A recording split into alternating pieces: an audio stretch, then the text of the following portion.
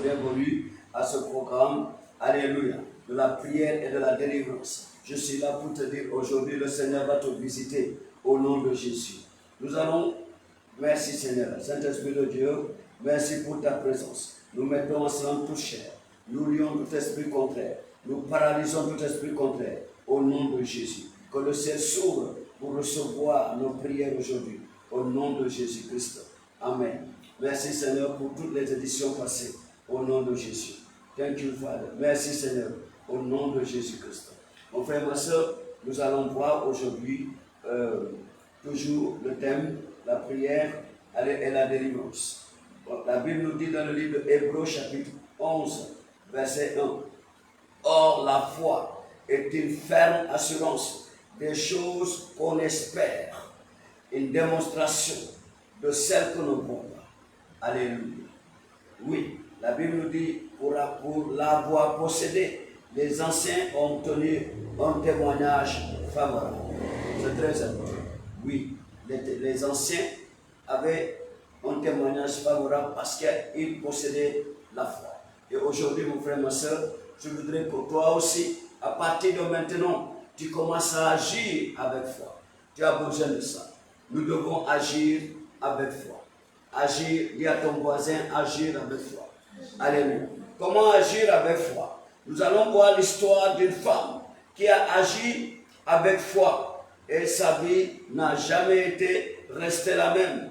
Alléluia. Dans le livre de 2 Rois chapitre 4, dans 2 Rois chapitre 4, à partir du verset 8, alléluia. La Bible nous parle ici d'une femme qui a agi avec foi. On a dit cette femme, la Bible l'a intitulée la femme de Sunem. La femme de Sunem, on a dit, elle a trouvé un homme, alléluia, un homme dans sa ville. Et par la foi, elle a pressé l'homme à venir manger chez elle. Alléluia. Amen. Parce que quelque chose en elle, sa foi lui faisait savoir que cet homme n'est pas ordinaire. Cet homme n'est pas ordinaire. Ce n'est pas comme tous les autres hommes. La Bible a dit elle pressait l'homme pour venir manger chez elle. Et à chaque fois que l'homme passait dans sa ville, elle le pressait pour venir manger chez elle.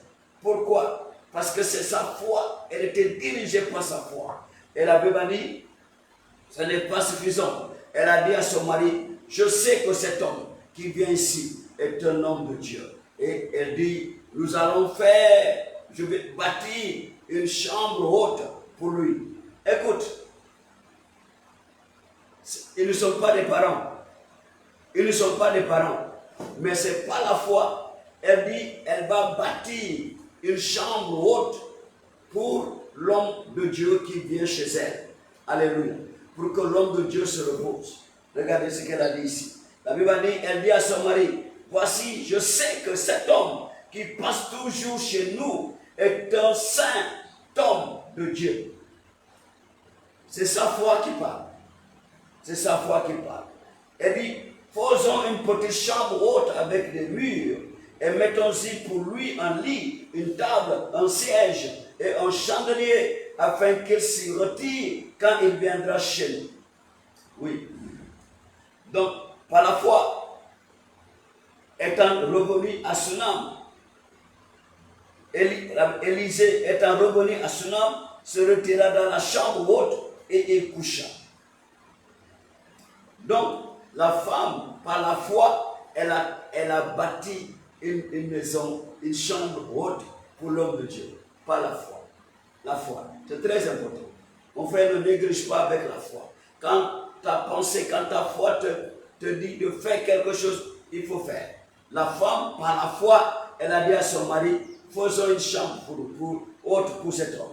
Il va se reposer chez nous. Et regardez ce qu'elle a récolté. Alléluia. L'homme de Dieu est venu. Alléluia. Il s'est retiré là-bas. Et il a dit à son serviteur, qu'est-ce que nous allons faire pour cette femme? Alléluia. Qu'est-ce que nous allons faire pour cette femme? Alléluia. Et son serviteur lui dit, elle n'a pas d'enfant. Amen. Elle n'a pas d'enfant. Amen. Elle n'a pas d'enfant. Donc, il dit à son serviteur Géasi, appelle la femme. Elle se présenta à la porte. Et Élisée lui dit, à cette même époque, l'année prochaine, tu embraseras un fils. Et elle dit, non mon Seigneur, homme de Dieu, ne trompe pas ta servante. Alléluia. Oui, par la foi, elle a amené l'homme de Dieu chez elle. Alors l'homme de Dieu aussi prophétise et lui dit, par la foi, l'année prochaine, à la même époque, tu vas embrasser un enfant. Alléluia. Et cette femme devient enceinte et elle enfanta un fils à la même époque, l'année suivante, comme l'Élysée le lui avait dit. Alléluia.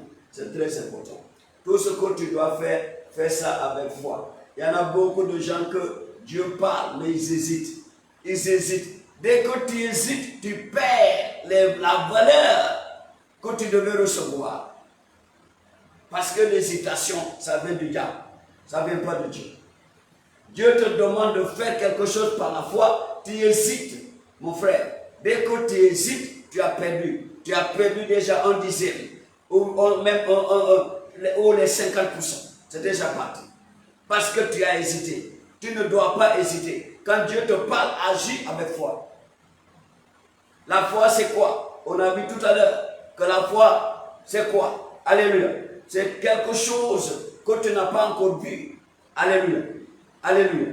Que tu penses et que tu peux recevoir. Et tu le verras. Tu verras la présence de la chose physiquement, matériellement. Alléluia. Alléluia. C'est très important. Donc, il faut agir toujours avec foi.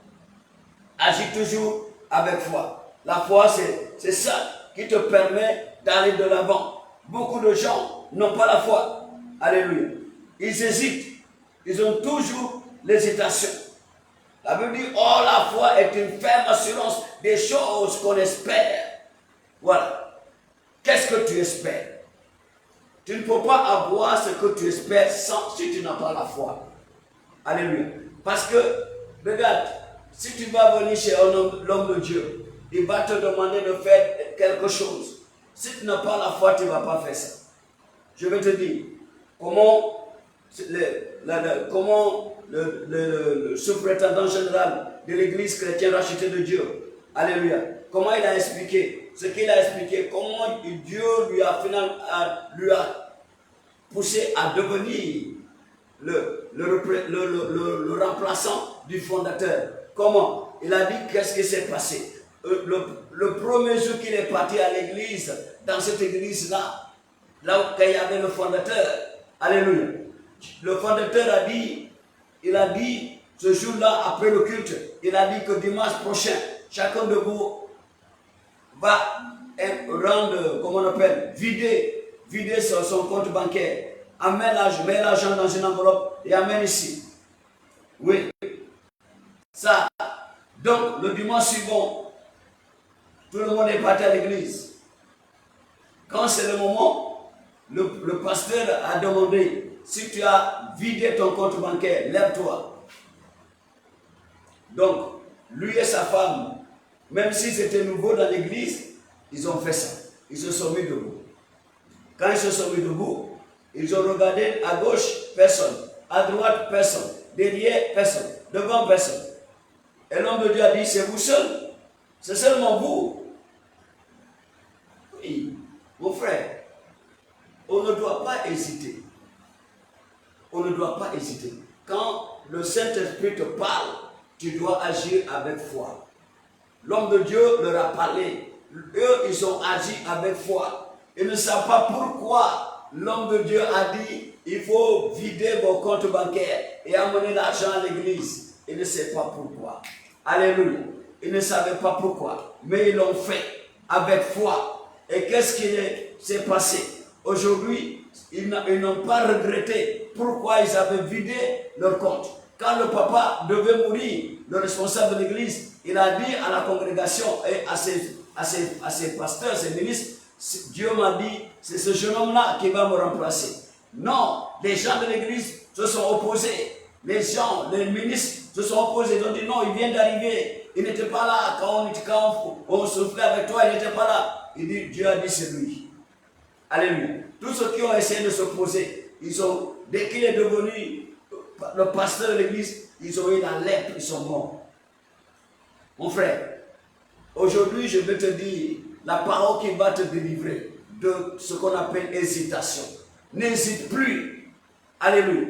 Regardez quelque chose qu'aujourd'hui, les médias, si c'était à notre temps aujourd'hui, les médias n'allaient pas arrêter d'amener ça. Alléluia. Dans les médias, l'histoire du prophète Élie, dans un roi, alléluia, dans un roi chapitre 17, l'histoire du prophète Élie, avec la femme qu'on appelle la veuve de Sarepta. Alléluia. Qu'est-ce qui s'est passé dans un roi chapitre 17? Regardez, à partir du verset 8, qu'est-ce que la Bible nous dit? Alors, la parole de l'Éternel lui fut adressée en ces mots. Lève-toi, va à Sarepta, qui appartient à Sidon, et demeure là. Voici, j'y ai ordonné à une femme veuve de te nourrir. Il se leva et alla à Sarepta. Comme il arrivait à l'entrée de la ville, voici, il y avait là une femme veuve qui ramassait du bois. Il l'appela et dit, va me chercher, je te prie, un peu d'eau dans un vase, afin que je boive. Et elle alla en chercher. Il appela de nouveau et dit, apporte-moi, je te prie, un morceau de pain dans ta main. Et elle répondit, l'Éternel, ton Dieu, est vivant. Je n'ai rien de cuit. Je n'ai qu'une poignée de farine dans un pot et un peu d'huile dans une cruche. Et voici, je ramasse 2 morceaux de bois, puis je rentrerai et je préparerai cela pour moi et pour mon fils. Nous mangerons, après quoi nous mourrons.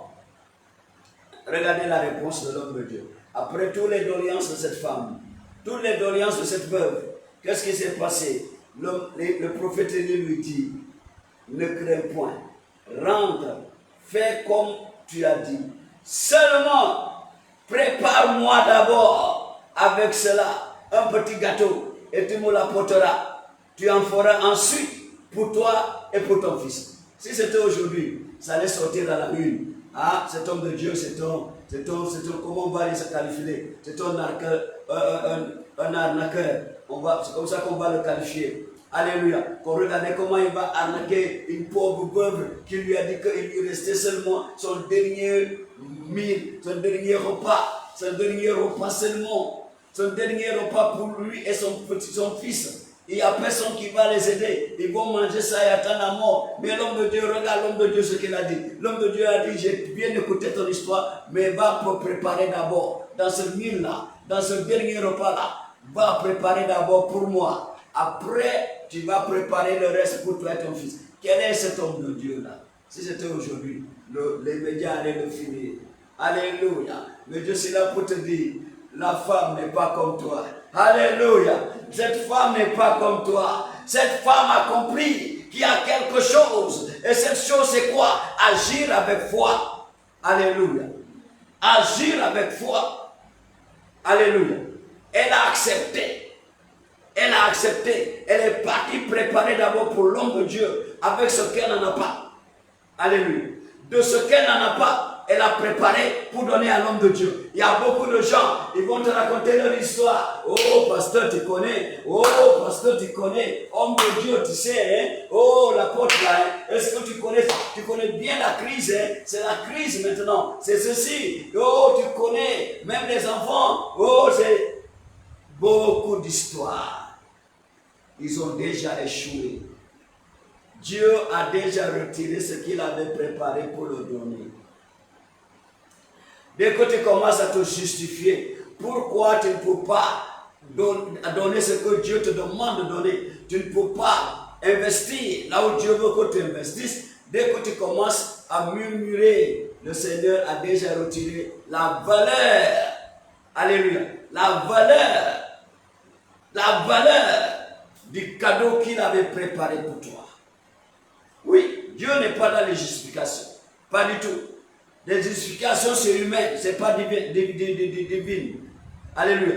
Il faut dire ça à ton voisin. Justification, c'est humain. C'est pas divin. C'est pas divin. Pardon. C'est pas divin. Justification, c'est humain. Ce n'est pas divin. Oui, Dieu n'est pas dans les justifications. Est-ce que Adam, quand Adam s'était justifié pour dire c'est la femme que tu m'as donnée, qui m'a donné le fruit à manger, quand il s'était justifié, oh Dieu, c'est toi qui m'avais donné cette femme, c'est à cause de toi, parce que tu m'as donné cette femme, c'est cette femme que tu m'as donnée, c'est elle qui m'a donné la pomme à manger. Est-ce que cela a empêché que Dieu lui donne la sentence? Non. Non, non, non, non. Devant Dieu, il n'y a pas de justification.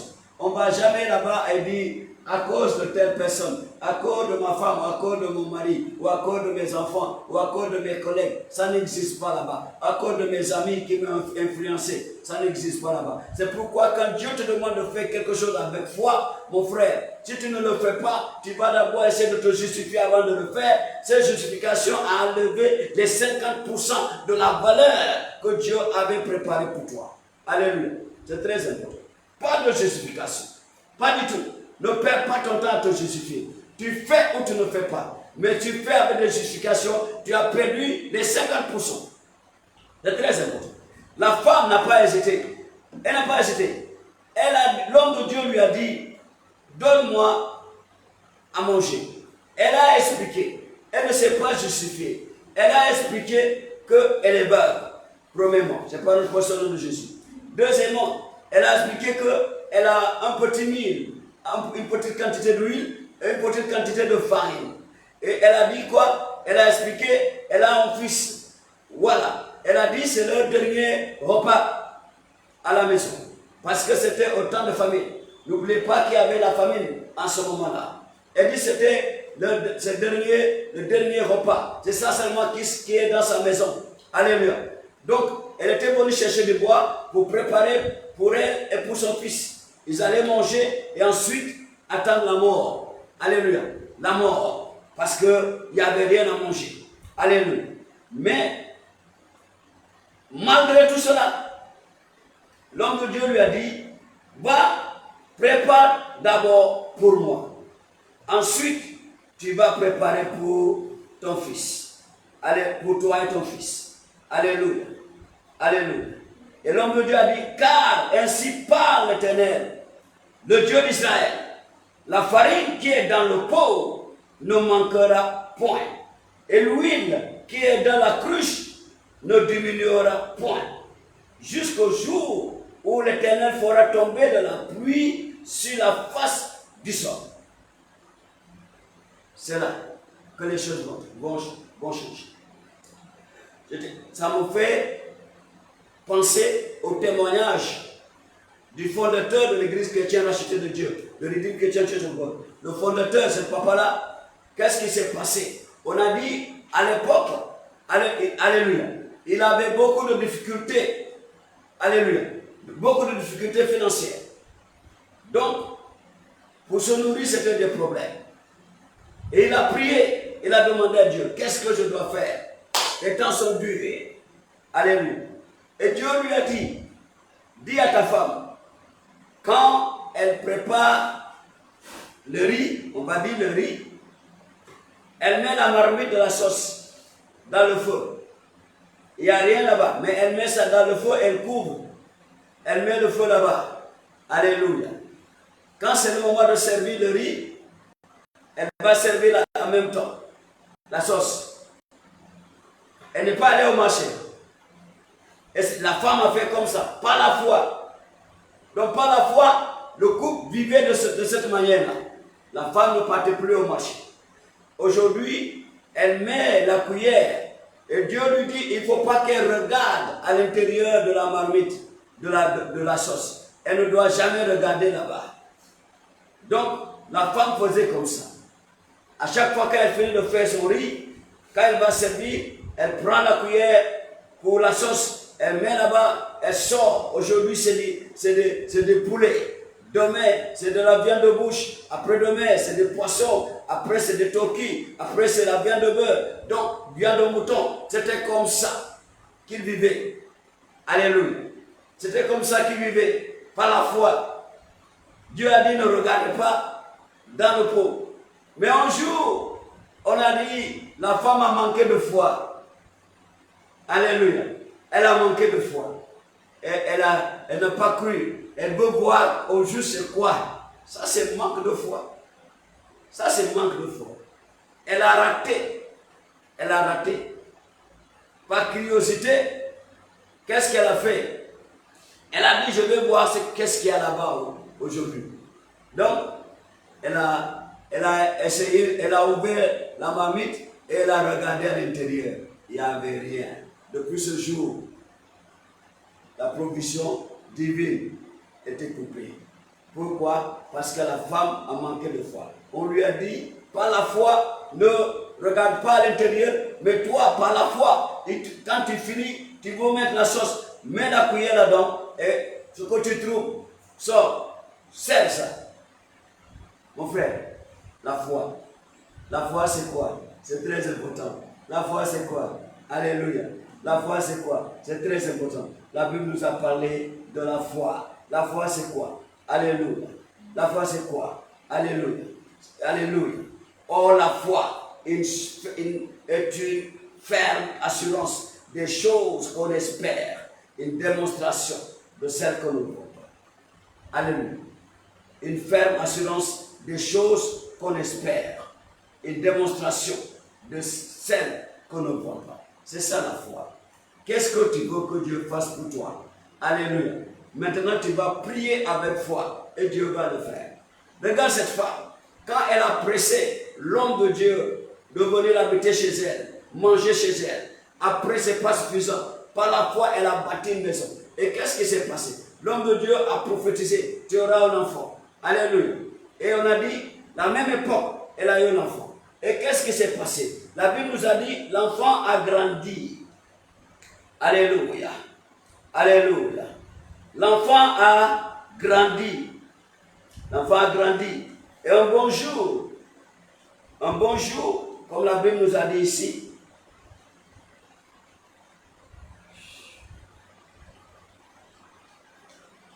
l'enfant grandit, verset 18. Et un jour qu'il était allé trouver son père vers les moissonneurs, il dit à son père, ma tête, ma tête. Le père dit à son serviteur, porte-le à sa mère. Le serviteur l'emporta et l'amena à sa mère. Et l'enfant resta sur les genoux de sa mère jusqu'à midi. Puis il mourut. Le diable est tourmenteur au nom de Jésus. Elle monta, le coucha sur le lit de l'homme de Dieu, ferma la porte sur lui et sortit. Elle appela son mari et dit, envoie-moi, je te prie, un des serviteurs et une ânesse. Je vais aller en hâte vers l'homme de Dieu, je reviendrai.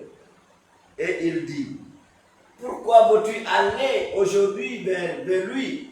Ce n'est ni nouvelle lune, ni sabbat. Oui, parce que c'est la fin du mois, les gens vont, c'est la fin de la lune. Les gens vont aller visiter les hommes de Dieu. Alléluia.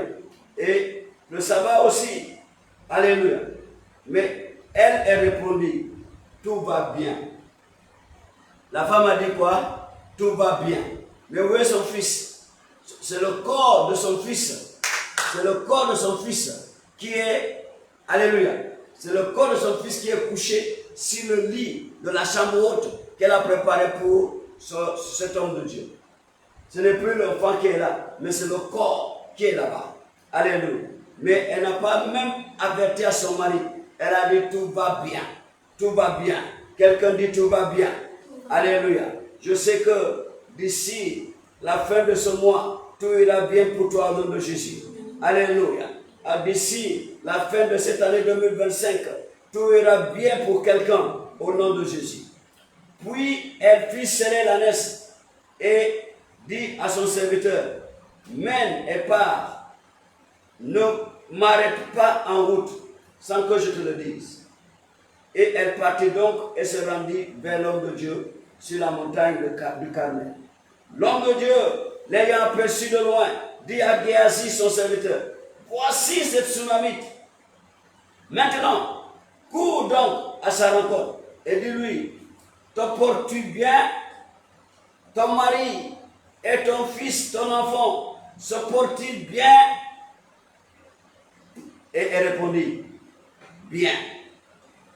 Alléluia. j'aime la foi de cette femme. Bien.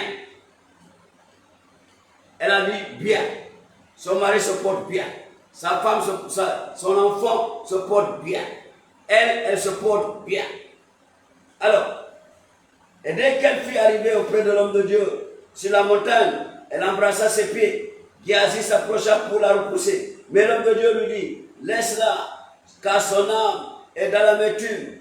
Et l'Éternel me l'a cachée. Ne me l'a point fait connaître. Alors elle dit, ai-je demandé un fils à mon Seigneur? N'étais-je pas dit, ne me trompe pas? Et Élisée dit à Géasi, tiens ta ceinture, prends mon bâton dans ta main et pars. Si tu rencontres quelqu'un, ne le salue pas. Et si quelqu'un te salue, ne lui réponds pas. Tu mettras mon bâton sur le visage de l'enfant. Alléluia. Mais Géasi est revenu les mains vides parce que nous connaissons Géasi, c'est un homme distrait. Alléluia. Alléluia. Amen. Donc, lorsque Élisée est parti lui-même, la femme a dit, je ne te laisserai pas, homme de Dieu. Nous allons partir. Élisée arriva dans la maison. Voici l'enfant était mort, couché sur son lit. Alléluia. Élisée entra et ferma la porte sur eux deux et il pria l'Éternel.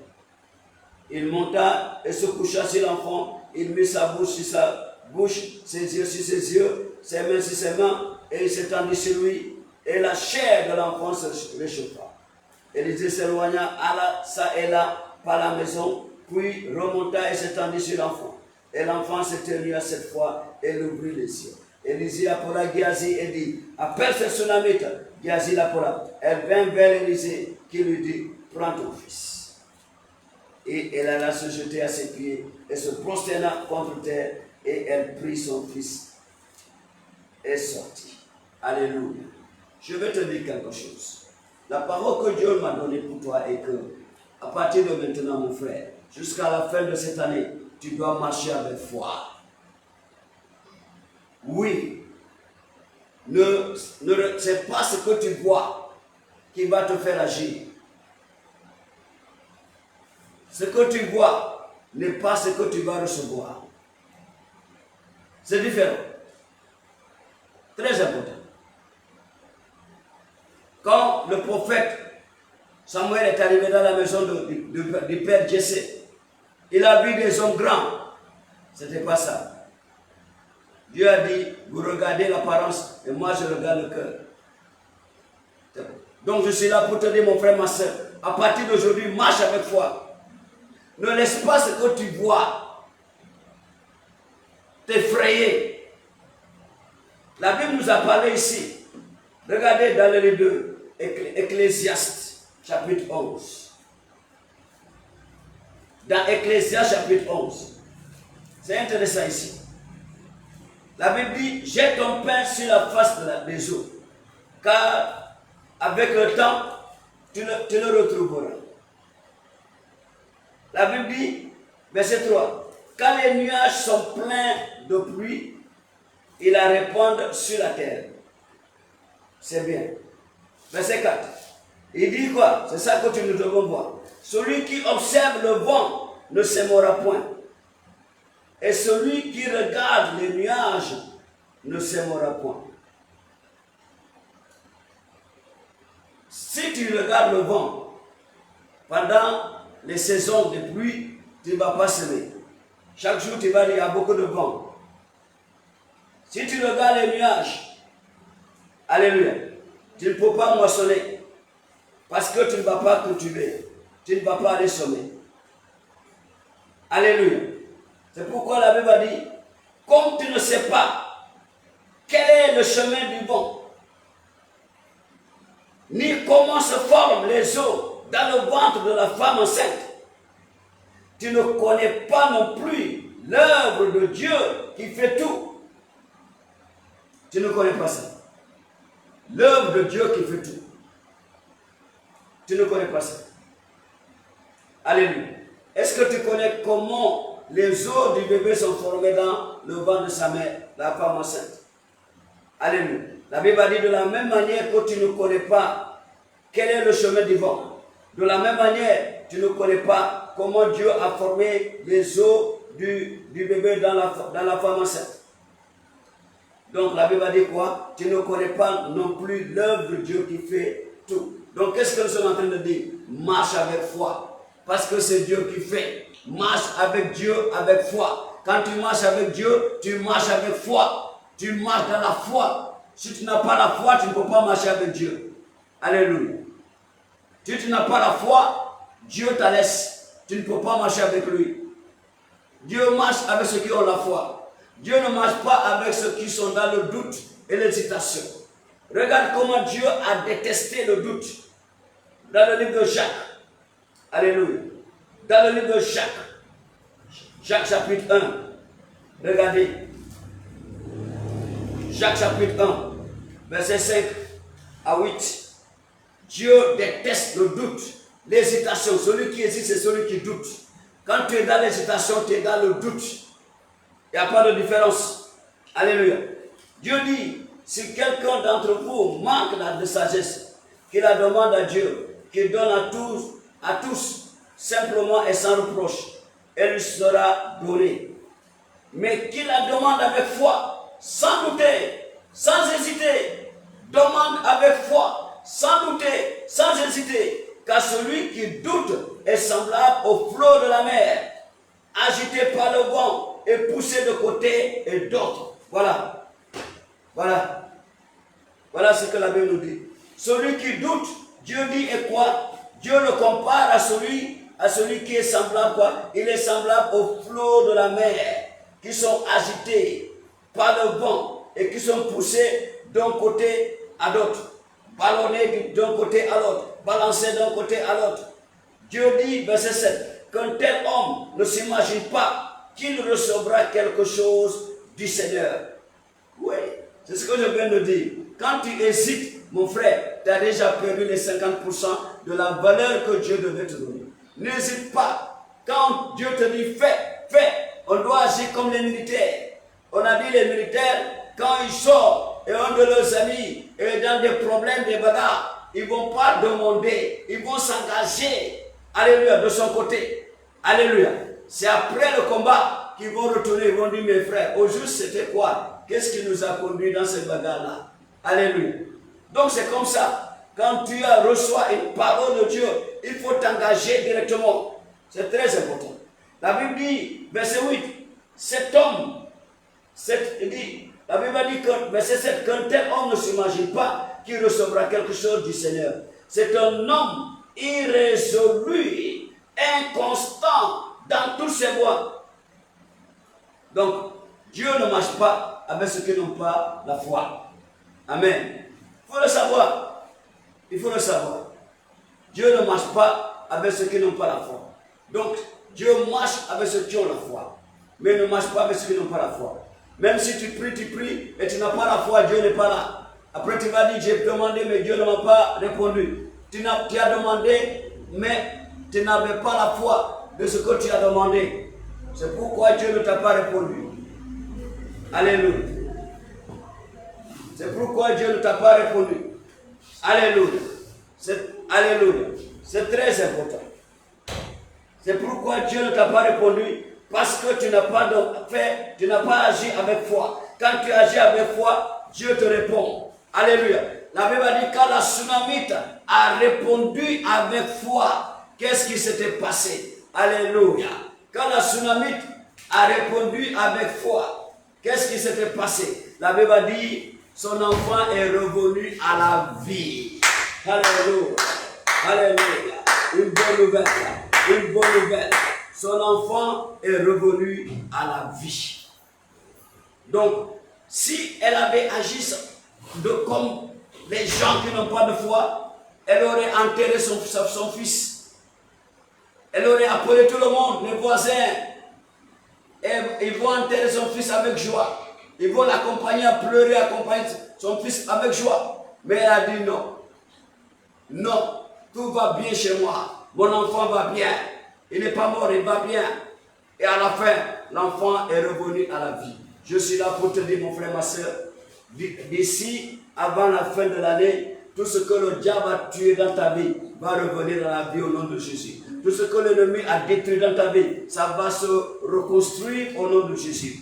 Ton destin va se reconstruire. Ta carrière que le diable a écrasée, Dieu va reconstruire ta carrière. Dieu va reconstruire ta carrière. Ton mariage que le diable a détruit, Dieu va rebâtir ton mariage. Au nom de Jésus. Dieu va rebâtir ton mariage. Dieu va rebâtir ton mariage. Dieu va rebâtir ton mariage. Au nom de Jésus. Dieu va il va restaurer ton intelligence. Ton intelligence sera restaurée. Ta carrière sera restaurée. Par autorité du nom de Jésus. Tout ce que tu as besoin, c'est la foi. Alléluia. C'est la foi. Enlève à partir d'aujourd'hui. Bannis l'hésitation. Bannis le doute dans ta vie. Et tu verras, mon frère, ma soeur. Tu vas recouvrir tout. Tu vas récupérer tout au nom de Jésus. Tu vas récupérer tout au nom de Jésus. Tu vas récupérer tout au nom de Jésus. Au nom puissant de Jésus. Ta santé, tu vas recouvrir. N'aie pas peur de ce qui t'arrive. Tu vas recouvrir ta santé. Il faut seulement avoir la foi. Il faut dire le diable, il a menti. Il a menti. Le diable a menti. Tu vas marcher avec tes pieds. Le diable a menti. Tu vas te lever avec tes pieds. Le diable a menti. Tu vas acheter la voiture. Le diable a menti. Tu vas bâtir ta maison. Le diable a menti. Tu vas construire des cités au nom de Jésus. Le diable a menti. Tu vas acheter ton avion. Le diable a menti, mon frère, ma soeur. Tu vas être restitué et restauré. Dieu a dit, je te remplacerai toutes les années qu'on dévorait les sauterelles, le dialecte, le azim, le gazem, ma grande armée que j'avais envoyée contre toi. Il dit, tu mangeras et tu te rassasieras. Alléluia. Tu mangeras en abondance et tu te rassasieras. Et tu sauras que je suis l'Éternel et que je suis au milieu de toi. Il est au milieu de nous, mon frère, ma soeur. L'Éternel est là aujourd'hui. Ainsi soit-il. Va et possède tes possessions maintenant. Au nom du Père, avec foi, au nom du Père, au nom du Fils, au nom du Saint-Esprit. Amen. Tu as écouté ce message et tu sais que toi, tu vis encore dans le péché. Il n'y aura pas de restauration pour toi. Tout ce que tu as fait, c'est de donner ta vie à Jésus maintenant. Donne ta vie à Jésus, mon frère, ma soeur, et tu verras ce que Dieu va faire pour toi. Si tu es prêt maintenant de te repentir, fais cette prière avec moi. Tu vas dire, Seigneur Jésus, je reconnais que je suis pécheur. Et je viens devant toi pour te demander le pardon de mes péchés. Aujourd'hui, je renonce à Satan et tous ses œuvres. Et à partir d'aujourd'hui, Seigneur, je t'accepte comme mon seul Seigneur Sauveur personnel. Viens posséder mon âme, mon esprit et mon corps. Mon âme, mon esprit et ma vie. Au nom de Jésus-Christ. Amen. Tu as fait cette prière avec moi, je prie pour toi. La Bible dit, si quelqu'un est en Christ, il est une nouvelle créature. Les choses anciennes sont passées. Voici toutes les choses sont devenues nouvelles. Seigneur, parce que tes enfants t'ont accepté aujourd'hui comme étant le seul Seigneur Sauveur personnel. Par la foi, afin que leurs âmes soient sauvées. Seigneur Jésus, enlève leur nom dans la liste de Satan. Et écris leur nom dans la liste. À partir d'aujourd'hui, quand ils vont invoquer ton nom, réponds à leur prière. Au nom de Jésus-Christ. Amen. Mon frère, ma soeur, le ciel se réjouit parce que toi, maintenant, tu es dans la famille de la foi en Jésus-Christ. La foi en Jésus-Christ. Alléluia. C'est la famille des gens restaurés. C'est la famille des gens restitués. C'est la famille des gens de la victoire. Alléluia. Ainsi soit-il. La Bible dit, vous connaîtrez la vérité et la vérité vous affranchira. Shalom, shalom.